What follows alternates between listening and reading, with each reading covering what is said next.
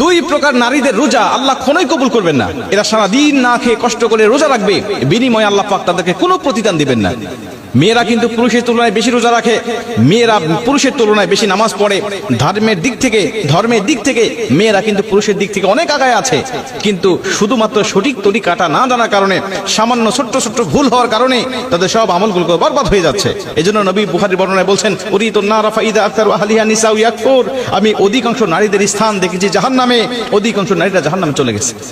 দুই প্রকার নারীদের রোজা কবুল হয় না। তার মধ্যে প্রথম নম্বর, এক নম্বরে নবীজি বলেন যারা স্বামীর অবাধ্য স্ত্রী, ওয়াকফুরনাল আশিরা, যারা স্বামীর অবাধ্য স্ত্রী, এদের উপরে আল্লাহ পাকের লানত থাকে সর্বসময়, নবীজির লানত থাকে, ফেরেশতাদের লানত থাকে।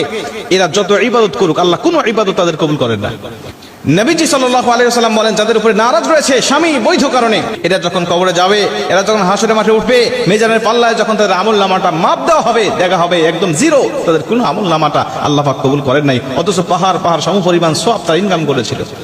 স্বামীর অবাধ্য হওয়ার কারণে নবীজি সাল্লাল্লাহু আলাইহি ওয়াসাল্লাম বলেন, কোন স্বামী যদি স্ত্রীকে একান্তভাবে পেতে চায়, কিন্তু স্ত্রী যদি তার স্বামীর ডাকে সাড়া না দেয়, আল্লাহ পাক সারা রাত ফেরেশতারা তার উপরে লানত করতে থাকে, আল্লাহ পাক লানত করতে থাকে। এজন্য স্বামীর কথা শুনতে হবে। নবীজি বলছে স্বামীর গুরুত্ব কত বেশি যদি কোনো মেয়ে জানতো, আর আমি নবীজি যদি আল্লাহর পরে কাউকে সেজদা দেওয়া জায়েজ হতো, বলে দিতাম প্রতিটা স্ত্রীকে তার স্বামীকে যেন সেজদা দেয়।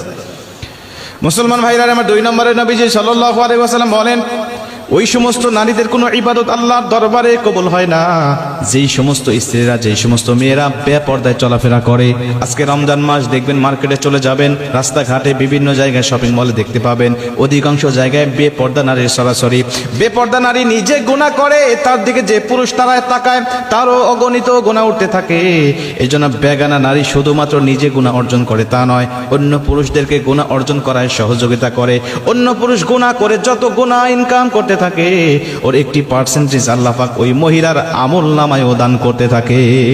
বেপর্দা নারী যারা, এদেরকে দেখে অন্য পুরুষের রোজা হালকা হবে, অন্য পুরুষের আমল নষ্ট হবে, অন্য পুরুষের চরিত্র নষ্ট হবে। আর ও বেপর্দায় চলার কারণে আল্লাহ পাক তার আমল নামাটাকেও ঘাটতি করে দিবেন, তাকেও গুনাহ দিবেন, আল্লাহ পাক তার স্থানটাকেও জাহান্নামে করে দিবেন। এরা অনেক সওয়াব ইনকাম করেছে, অনেক নফল নামাজ পড়েছে, অনেক ফরজ রোজার পাশাপাশি নফল রোজাও রেখেছে, কিন্তু বিনিময়ে তাদের আমল নামাটা জিরো হয়ে থাকবে। কেন? সে নিজে বেপর্দায় চলাফেরা করেছে, নিজে গুনাহ করেছে এবং অন্যকে গুনাহ অর্জন করাতে সে সহযোগিতা করেছে।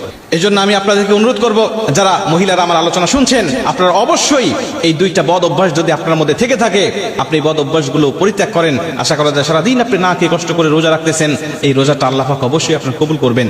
কিন্তু যদি এই অভ্যাসগুলো থেকে থাকে, নবীজির হাদিস অনুযায়ী শুধু সারাদিন না খেয়ে কষ্ট করতেছেন, বিনিময়ে